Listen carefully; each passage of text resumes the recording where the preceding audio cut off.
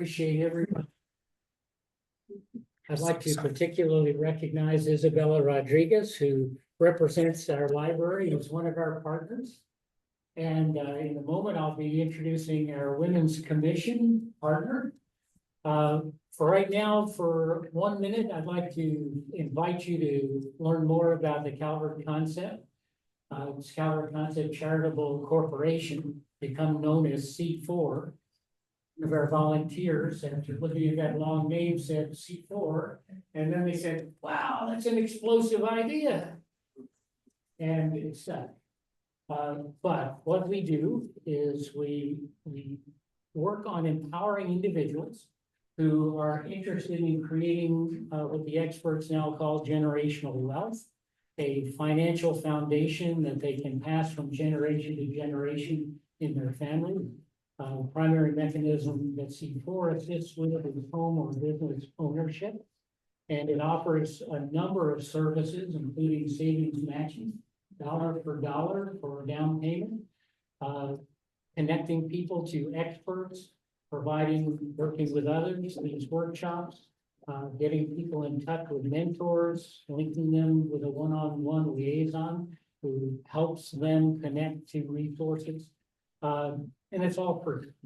So if you would like to know more about it, you can Google it online, or you can pick up some material there at the back.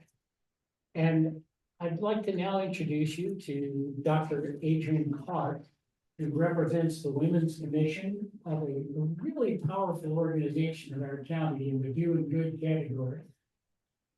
Thank you. Good evening. So yes, my name is Adrienne Clark. I am the vice chair for the Calvert County Commission for Women.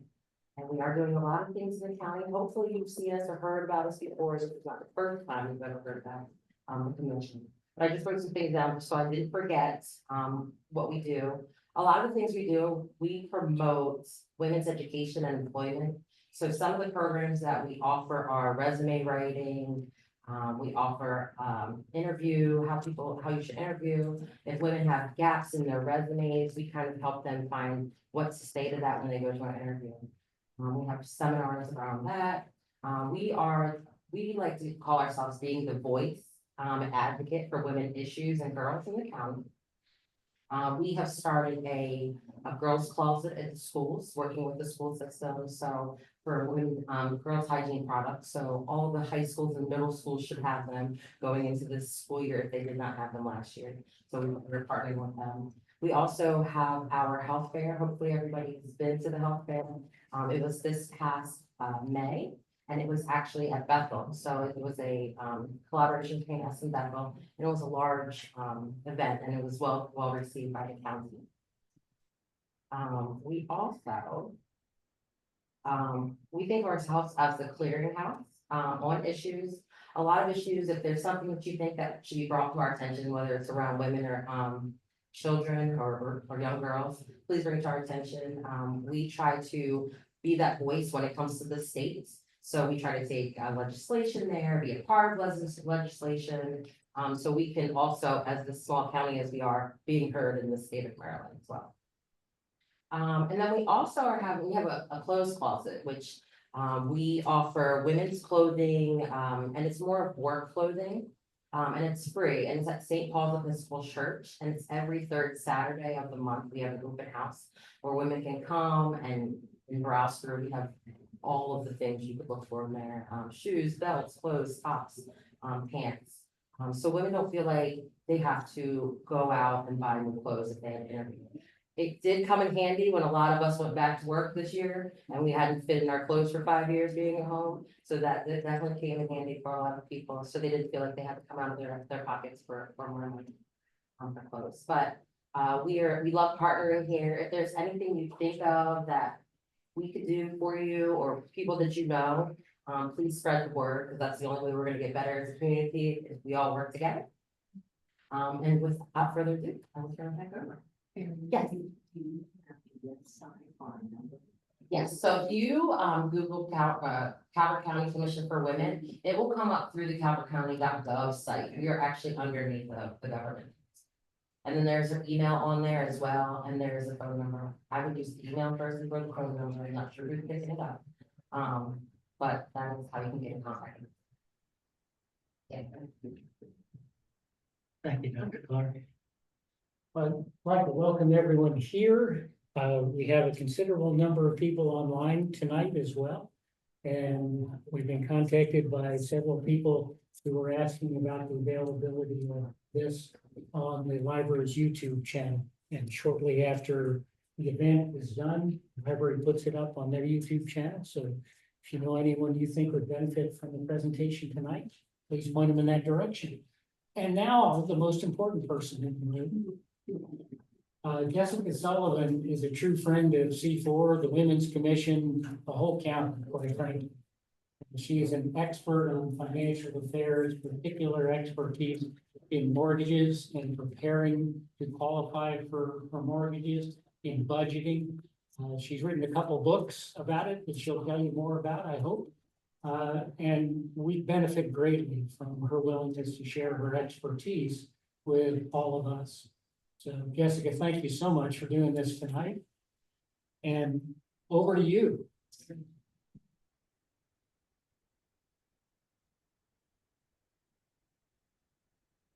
All right, how's everybody tonight? Thank you guys for showing up, wherever I'm waving, wherever y'all are in Zoom.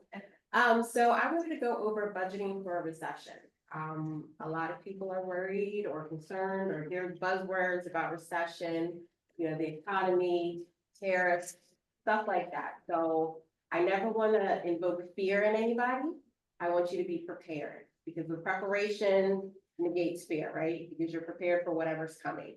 Let me also say, nothing that I say tonight is politically based. It is just facts. So I leave politics out. All right, so budgeting for a recession.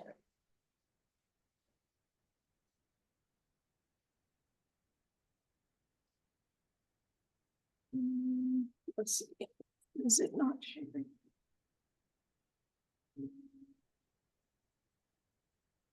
All right, so I always like to start my meetings off with questions and or statistics. So I have about 9 questions I want you guys to write down and answer for yourselves. Hopefully you should be able to answer them by the end of this class, but if not, that's fine too. You can sit down and think about it. So the first question is, what does financial literacy mean to you? Why is it important?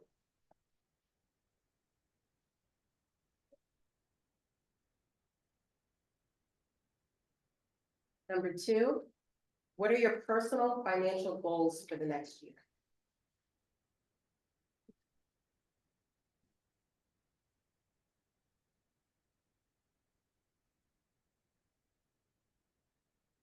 Number 3, and let me know if I'm going too fast, I can go back. What do you find most challenging about managing your money?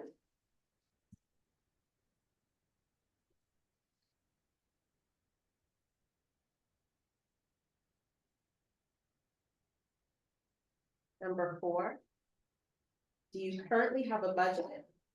If yes, how do you track it?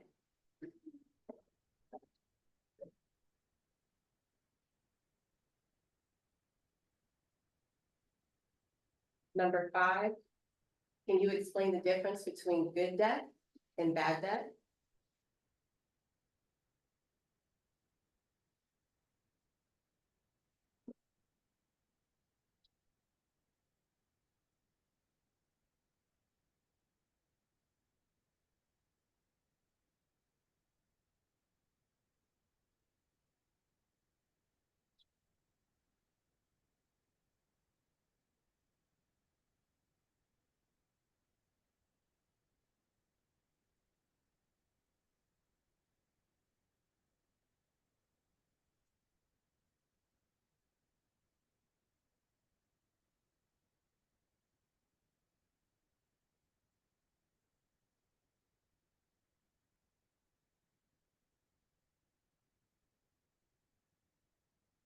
Number 6, what's the difference between savings and investing? And do you do either?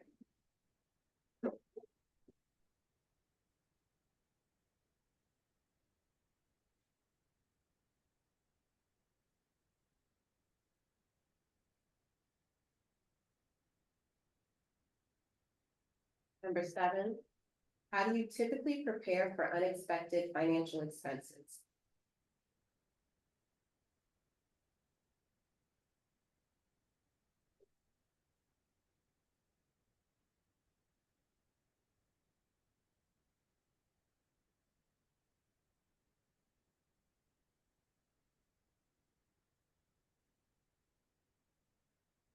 Number 8, do you know your credit score? And how does it affect your financial options?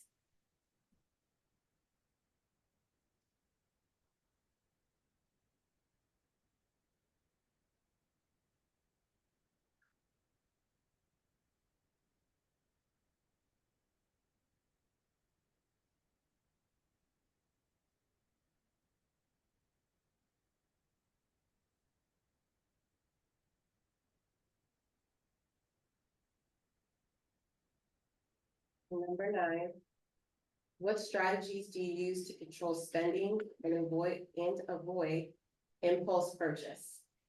Y'all know we love some Amazon.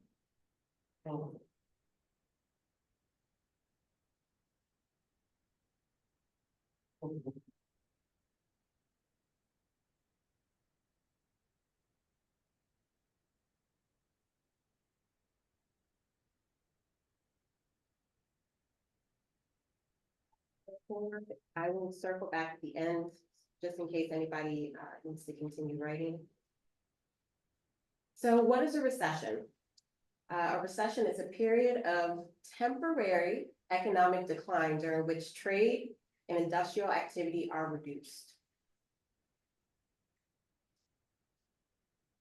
Common indicators of a recession are job losses and business closures. Us in Calvert County, we've seen many of businesses come and go the last few years, right? The increase in rents for these leases has gone up, which caused people to have to leave out. They can't afford it, even though their company was doing well. A lot of job losses lately. We've seen the volatility with the stock market going up, going way down, going up a little, going back down.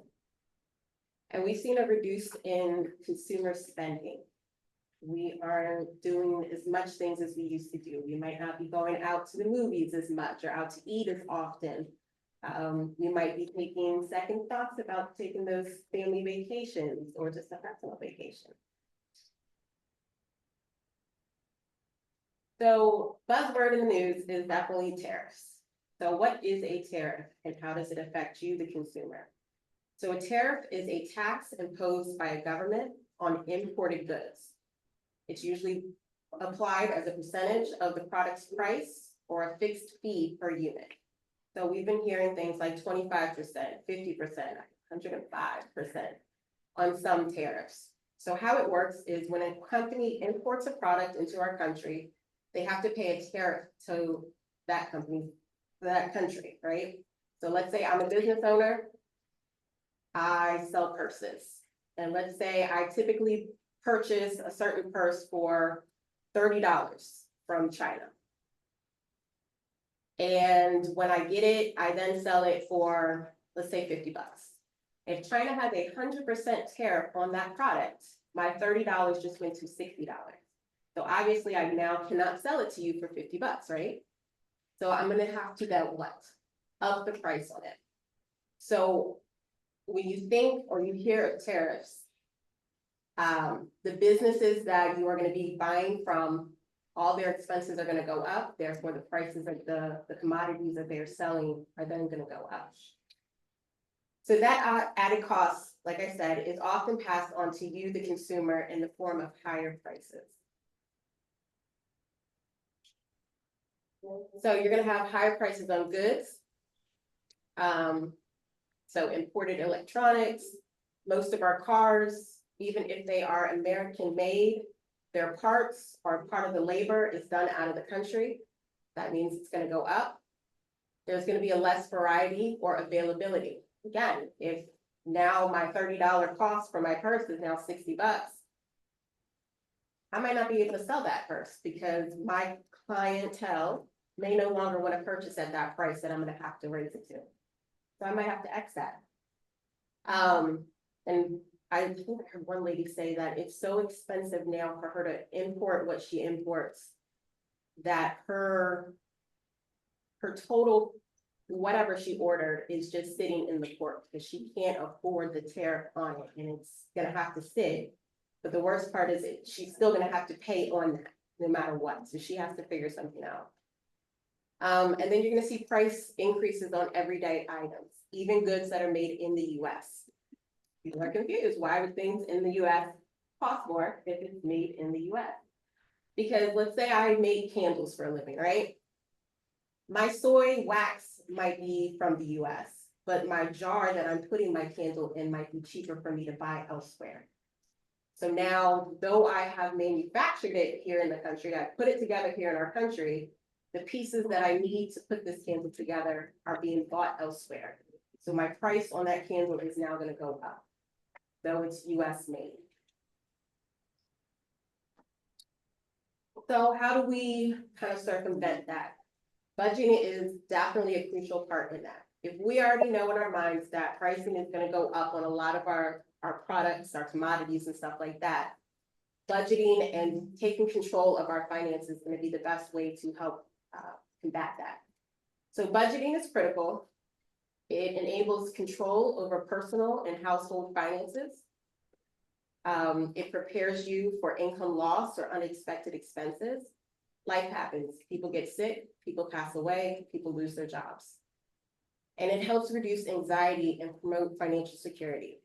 If you were to get laid off, but you know you have 6 to 8 months in reserves in your financial thing, you're probably gonna be a little less stressed than if you know you only have 2 weeks worth of bills in your bank account, right? So some budgeting basics. You're always gonna wanna track all your income and your expenses. So anybody that hears me talk about budgeting, saving, stuff like that, I always use the analogy. You wouldn't let your partner come in and out of your house without talking to you, right? They're not allowed to come home at 5 in the morning and not say that where they've been and all that great stuff. So you shouldn't have the same type of relationship with your money. You need to know where it's going, when it's going, how much you're making, where it's going to, and you just need to have a better relationship with it. You're gonna want to categorize your needs versus your wants. I want to spend at Amazon. I want to spend at the mall, but do I need it? Is this purchase something that I need right here and now? Something I like to do for myself is when I sit back and I think, all right, do I really need this? Do I need this McDonald's right now? No, I don't. So if I had extra money to spend on the McDonald's, I'll take that little 20, 10, whatever I was gonna spend and put it into one of my investment accounts. I'll go buy some stock with it because it wasn't needed. It's extra money. If I have extra money, let my money make money for me, right? Number 3, develop a flexible and frugal mindset. So you have to understand, though you want to go out to eat every Friday night, is it beneficial for you? Probably not. Make it twice a month, make it once a month, make it once a month, and then maybe one other thing that you and your family, loved ones, whomever like to do. And then create a monthly spending plan. A lot of people don't realize how much money they're spending throughout the month. They just know that they're negative in their account and they're just kind of good with that. You should really want to put your money, have your money going to different places that you intentionally want it to go to. So make plans out. I want to go on vacation this year. Have a vacation budget. I want to make sure that I can do personal care every month, right? My nails, my hair, whatever. Put a budget towards that. How much are you going to spend to that every month?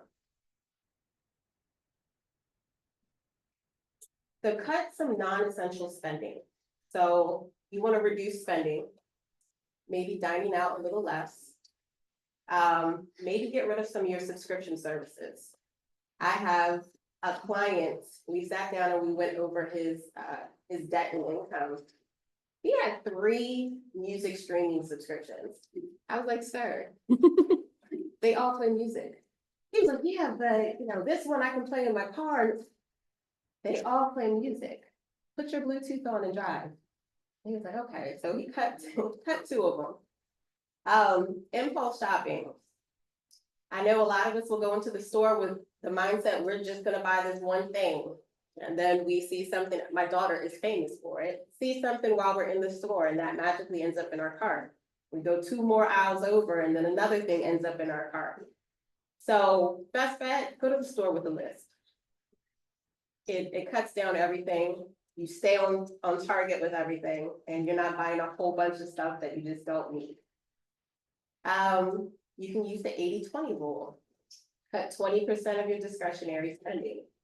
Again, you're gonna look at your debt, your bills, and your spending on your fun stuff, the things that you don't need, and cut some of it out. So here's a list of some types of expenses. So you have your essential and your non-essential. Obviously, rent, mortgages should always be your number one. You need a place to lay your head at night. Your utilities, phone bill, internet cable. I mean, I guess you have the library. I don't know if the internet cable really understand. That's the thing. Car payments, you know, stuff like that. Those are essential. Non-essential, most of us are gonna be the size we are. Clothes shopping may not be a necessity for us, maybe the kids, but it's not necessarily an essential thing for us to be doing all the time. Health and wellness, it's more of those of us that go and get those gym memberships that we never go and actually use the gym. I'm pretty sure I have like 1 membership still going. You literally could stay at home and do workouts. The way the internet is, I like to put YouTube on my big screen and work out. You do your upper body, lower body, you can do aerobic. You don't, not knocking the gym, but you don't necessarily have to. If you're budgeting and trying to keep your money tight, maybe that's an option. Entertainment, dining out, travel, all of these things aren't necessities. I have some friends that are traveling every month. They can afford it, I love it for them. But for some of us, that's not something we're in a place to be able to do. So we always need to rethink some of those things. So prioritize your essentials. Your number 1 priority is always going to be your housing, rent, and mortgage. You need to always make sure you have money for that because being evicted isn't fun. Having to find a place to lay your head at night is not fun. So you just definitely want to have your housing together. I would then probably say transportation, because you need to, especially in Calvert County. If you live in the city, it may not be that big of a deal, but Calvert County, public transportation is not readily accessible for everybody. So, you know, to be able to get to and from work, be able to get to the grocery store and stuff like that, transportation is definitely needed. Food and groceries. I would definitely, so I know like things like Safeway, Giant, they have the apps that you can just pull up on your phone. You're probably gonna save the most money using the apps than actually going to the store. So go ahead, they have all the discounts that they're able to give from that store on the apps. Use it. I probably save so much money using the apps than when I actually go into the store. And I'm probably saving money because I'm also not picking up a bunch of stuff at the grocery store while I'm hungry. Insurance, something a lot of people don't realize with insurance, whether it's health insurance, car insurance, they look at your credit score. So if you have bad credit, your insurance is more than likely going to go up. So make sure your credit is up to par. We can definitely talk about that one day, but credit is a big factor with your insurance. Savings and investing. I tell everybody savings and investing is a necessity too, because savings, you're going to want to put money to the side, especially for rainy days or for any goals that you have. Investing, you're looking at having your money make money for you, right? You want to be able to put your money in a vehicle that is then going to have a return on that investment. So whether you are buying a home, whether you're buying stocks, you know, bonds, putting your money in a CD account, stuff like that, you are always looking to have a return on it with investing.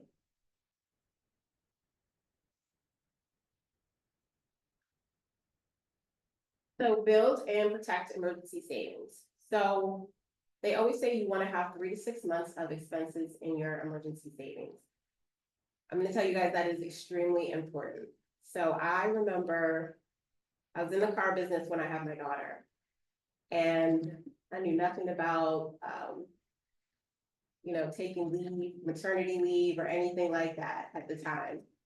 And my company does not have maternity leave, so I had to take FMLA. Well, that's also unpaid. So luckily, I had enough money to cover me for a certain amount of time, but I got put on bed rest for about a month and a half before I had Jayla. And then I could only be at home after a C-section for another month and a half before I had to go back into the car business because I only had 2 months, well, 2.5-ish months worth of money put to the side. So I was tight for me, but I could only imagine if I hadn't been smart with my money and I had nothing, because then what would I have done? I always tell people to automate their transfers to savings account. You can't miss what you don't see. So if you typically are getting paid, let's say $3,000 is your take home, and you learn to live off of $2,500, you're never gonna miss that $500. Let it go to a savings right away. You're never gonna notice it's gone, your life won't change any, and it'll be in a safe place, either growing or for you when you need help. Use high yielding or credit union savings accounts that have good interest rates on them. So I'll use my son as an example. He had gotten a car accident a few years back. We put a good chunk of his money from that in a CD. We put another good chunk in some stocks and some crypto. I let him spend about $2,000 from what he lost in the accident. And he's made all of that plus some back without ever having to do anything extra. Hasn't had to add to it. Just those initial investments, he's made back that $2,000 plus some. And treat the savings as a non-negotiable expense. So you'll hear people say things like pay yourself first. That's what they mean. As soon as you get paid, put money to the side because those savings and those investments accounts are for you. It's going to take care of you later on down the road if things get rocky. If you have health issues, if your loved one has health issues, those accounts will help you out. So manage your debt carefully. Prioritize high interest debt, credit cards. So if you have most credit cards right now are probably running you at least a good 22%, the majority of people. Oh, that's a write it down. I think right now credit card debt is in this country about $1.2 billion overall. So I think that averages out to something like $7,000 per person on credit card. Which is a lot. That means that we are spending way more than what we're supposed to be spending. Contact lenders about hardship plans. So if you have a loan with anybody, whether it's your house, your car, a personal loan, and you are struggling to make the payments, don't just ignore it. The worst thing you ever want is your house to go into foreclosure. For them to garnish your wages. Make a plan with whoever you owe money to pay them back. And sometimes they'll actually let you pay them back for a reduced amount. So negotiate it. Avoid new debt unless necessary. And consider consolidating or refinancing. I know in the mortgage world, we do things like debt consolidation loans or refinances, cash out refis, HELOCs, HELoans, where you can actually bring your debt into your mortgage payments. So your mortgage is going to go up maybe a little bit, but your overall monthly debt may drop. So I had a young lady, I think her mortgage went up $500 with all the debt she had to roll over, but it helped save her like $1,000 a month extra. And so she could just technically pay her mortgage now to pay everything off quicker. So definitely stay informed, stay disciplined. I was talking earlier to Kip. My favorite person is Warren Buffett. I love watching what he does. I noticed before everything kicked off with, tariffs and negotiations, he liquidated his stocks and he moved his money. So that should let you know the most profitable trader, investor that we know of is moving stuff that something's gonna go on and you guys need to be saving and be smart about your spending. So monitor your budget monthly. Use apps like Mint, Every Dollar, YNAB. Read financial news and updates. I know a lot of us, millennials, we like being on social media to see stuff. There's plenty of financial gurus, news articles, stuff like that that you can read about finances.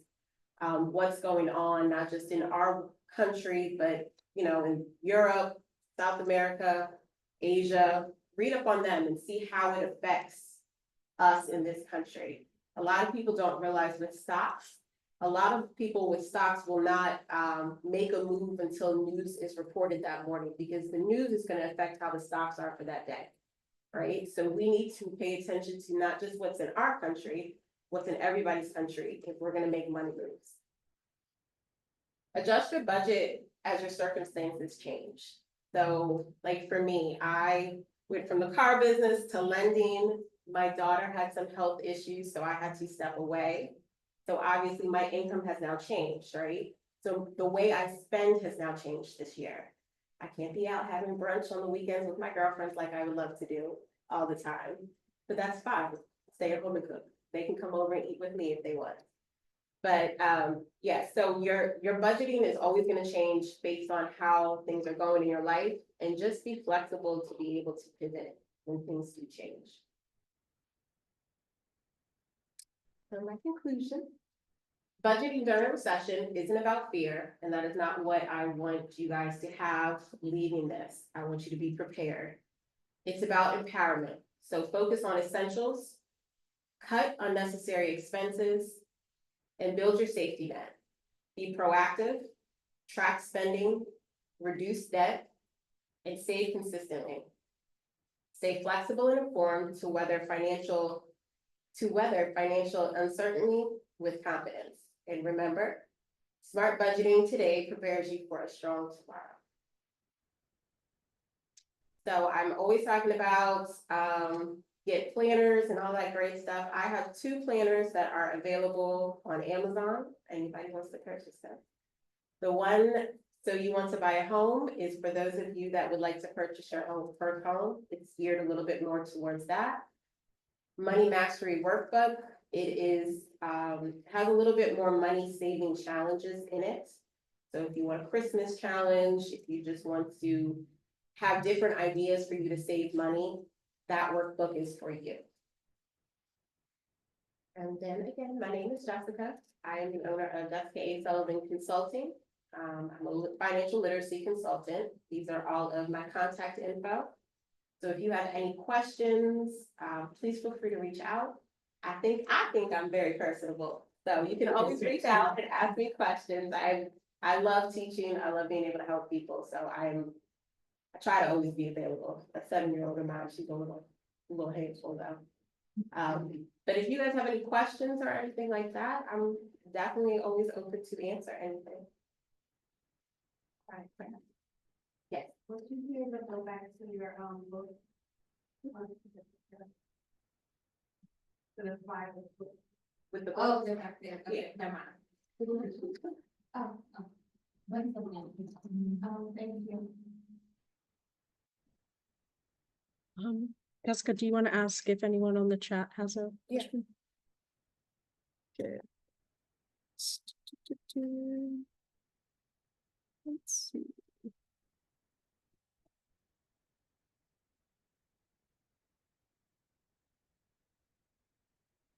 I don't have any questions, and you can ask on the mic as well. Oh, perfect. I have one. So, KG would like to know, how do you know how much to budget in each area? So it's gonna depend on personal finances. Obviously, somebody that is making 40,000 a year is not gonna budget the same way as someone making 120. And it's also gonna depend on what you wanna save for. So let's say me being younger, I might be a little bit more inclined to be heavy on my retirement right now, right? Whereas my mom is not, she's already at retirement age. So she might be putting her funds into something else, maybe something that's gonna be more for my kids, right? So I would kind of look at everything, figure out what's most important for you and delegate your income that way. Break it down. Obviously, your bills are gonna need to be taken care of first, and then break down your goals. Like, do you want, again, if you wanna go on vacation, have a goal for that. If you know you wanna buy a new car, a new house, if you wanna pay off debt quicker, you just have to figure out what goals work best for you, what your current situation is. Because if I don't have any debt, obviously I'm not gonna be concerned about paying off my credit cards quicker, right? Or if I already have a house, I'm not gonna be putting money towards a down payment on a home. So again, it just depends on you, and how comfortable you are with the amount that you're putting to the side too. That's,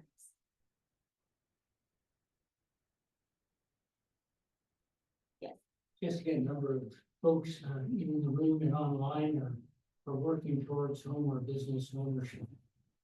And you've addressed a number of things that will help prepare people for this. But there's a point at which, especially with the cost of homes these days, where it would be, or maybe good to start talking to a mortgage company or multiple mortgage companies about your specific situation and getting a sense of what they would recommend to qualify you for a mortgage. And when is that? When is it good to start sitting down with the company you might go through for? as soon as you think you wanna buy a house. Because what I found I was dealing with was, I have some people, my one client that had 3 music subscriptions. I met him in September of 22, and he was like, yeah, I think I'm gonna buy a house in 23. I got him in a house in December of the same year. He didn't realize that he was already prepared to purchase a home. And then I have other people that are like, well, I wanna buy a house in, 5 to 6 months type of thing. And when I get their stuff, I'm like, no, it's gonna be probably a year, 2 years.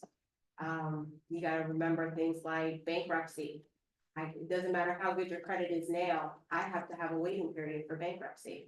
You've had a foreclosure, I have a waiting period for foreclosures. If you have a home currently and you've missed 2 payments, I have a waiting period because you've missed 2 mortgage payments. So as soon as you're ready to buy a home, or you even think you're ready, sit down with your lender. Because another thing people like to do is, if they have anything in collections, they go to try to pay everything in collections off, and now you're spending money on debt that I might not even care that you have. A lot of people get approved for a home with collections. And now you're putting money that could have went to your down payment, that could have went to your closing costs, that could have went to your refrigerator, paying off debt that did not matter to the lender at all. So again, as soon as you think you want to buy a home, go sit down with the lender, let them pull your credit, let them look at your credit score, your credit history, your income and your debt. And they'll be able to put together a plan, a good one, will put together a plan for you to be able to purchase a home. It may not be in the time frame that you want, but at least you'll have any time frame and a goal to work towards.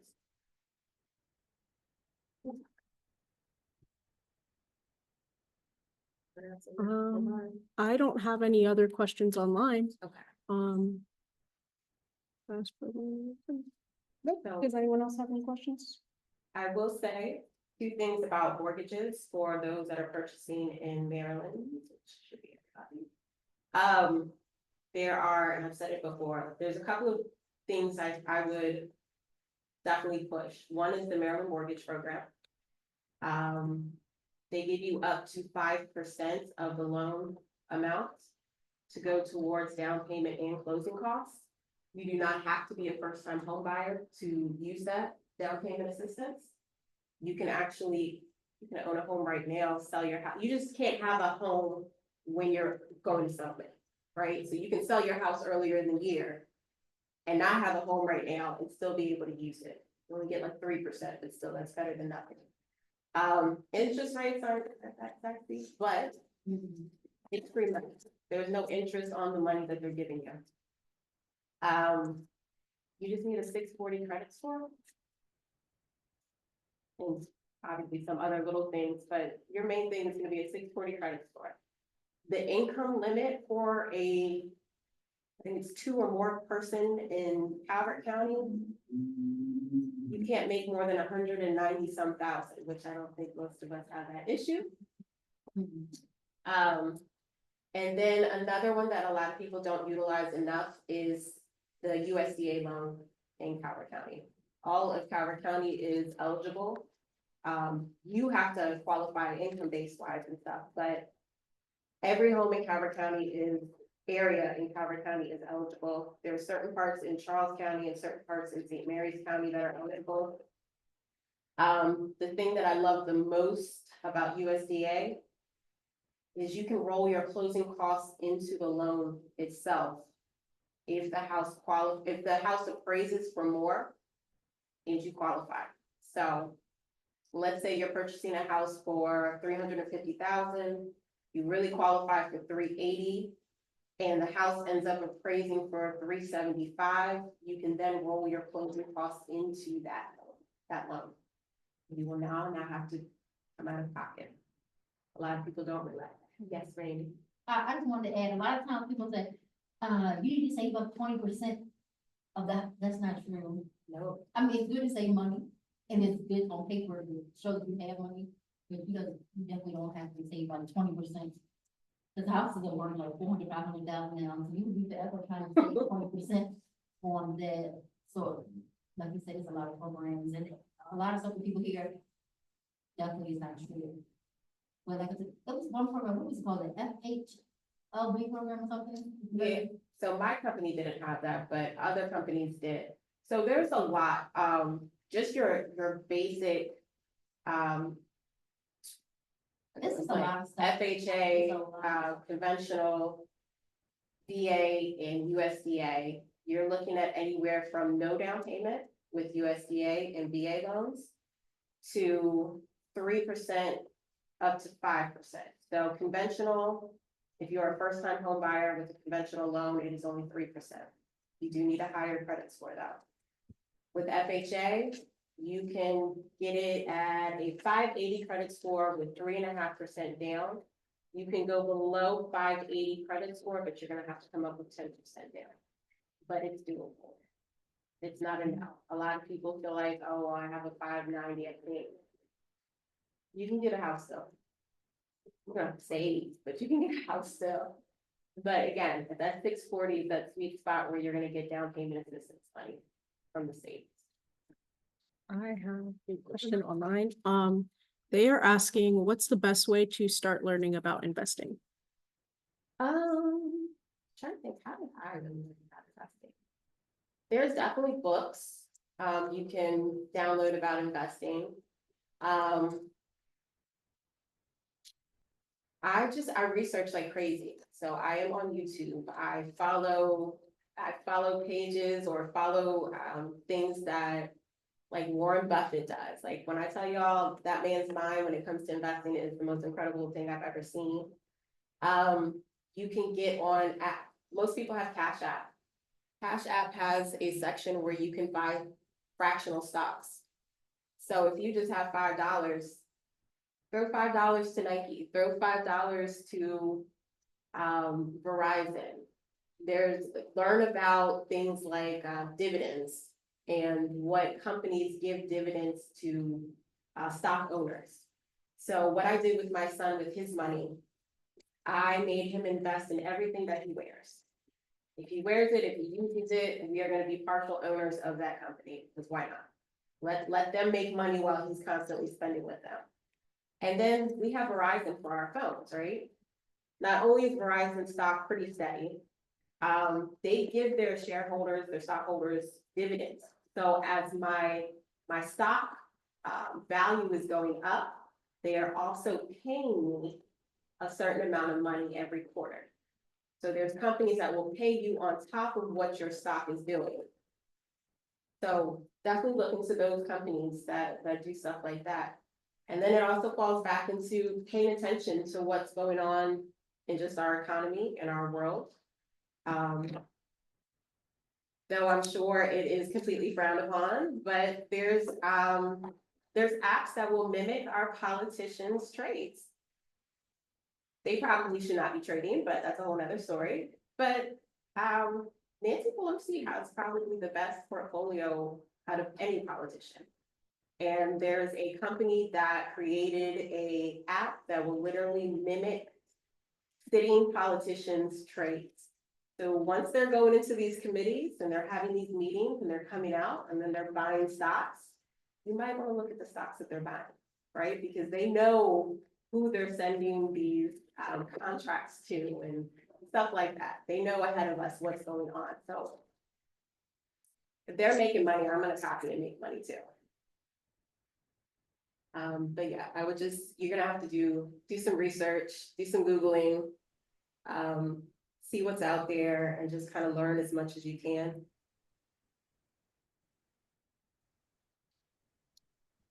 Well, I just wanna add, I'm the lazy investor, so I just like, I will send money to Edward Jones and then let my guy pick everything, and I don't really know. I'm not getting my receipts and stuff, Yeah. but I don't have time to like research it. If I had the time, I probably would, but I guess I'm a lazy investor, so. A lot. They just send me a statement, but I would have to go back and look at what I have, because I wouldn't even know, I just, you know. So most people's They get 401ks paid for that. with their companies or their Roth IRAs or IRAs, they don't They don't have a clue. typically sit there and pick, right? I'm just saying about it. So you can literally go to an advisor and be like, hey, I want an aggressive portfolio, or I want something that just kind of teeters in the middle. Like you'll sit down with an investor, Edward Jones, State Farm actually has a division. I think most credit unions have divisions for it. I have all my stuff through Charles Schwab. So you can sit with an advisor and go over all of that with them if you are not the type to sit there and want to pick stocks. If you are, there are apps, even with those companies, that will allow you to buy fractional stocks so that you don't have to buy a whole entire stock. So if the stock is $400, but you're like, I got $10, go ahead, $10 towards it. And our other question is, do you know I have two questions. What is the name of that app? I looked online and it looks like there's two of them. Either Autopilot or Duo. I think it was Autopilot. If that person sends me an email, Okay. I'll send it to them. And then the other question is, what are the best business retirement plans? I don't know. That one I'm not gonna know. Okay. But, What are the best business retirement plans? I would with an advisor, that is licensed for investing and sit down with them and figure out, a plan for that.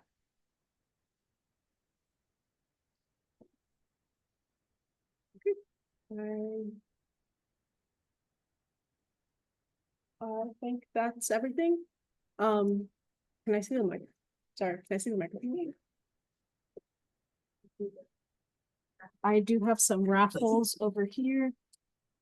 Thank you everyone who joined online, and everyone that came in today. If you would like to see previous sessions that you might have missed, they are recorded on Calvert Library's YouTube page. Feel free to check those out. Thanks so much. Is everybody, this is one of the books that Jessica has prepared. Would like to have me in there because she signed up. She doesn't have. I thought that she, just a second, that was gonna be the next quick. Do you have any I don't have any blank more. ones?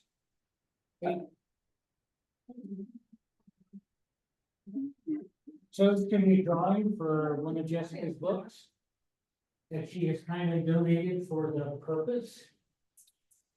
Anybody else who hasn't got their name in this bag?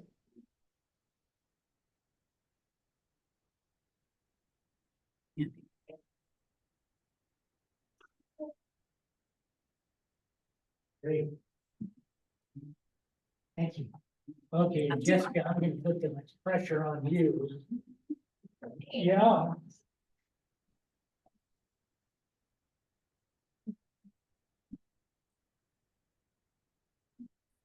Stephanie? That's my new name. Good luck. Do we have Stephanie online? I do believe Stephanie is online. Yes. Okay, and they will leave the book for her at the front desk? Sure. Yes. Okay. Let me ask.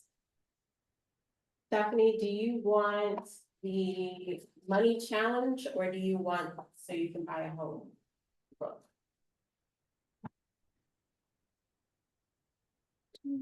Let's try that again. Do you mind asking again? I'm sorry. Stephanie, do you want the money challenge book or do you want the book for the home buying? They're both financial planners. The home buying book. All right. Got it. Super. Thank you. Well, I'd like to thank, Stephanie, that will be left at, behind the circulation desk in Prince Frederick at the library. Okay, thank you. Thank you. Hi, Kip. Love you. I'd like to thank Isabella and the Women's Commission, but most especially Jessica Sullivan and Jessica Sullivan Consulting. Thank you so much. That's good. That will close for tonight. Look forward to seeing you the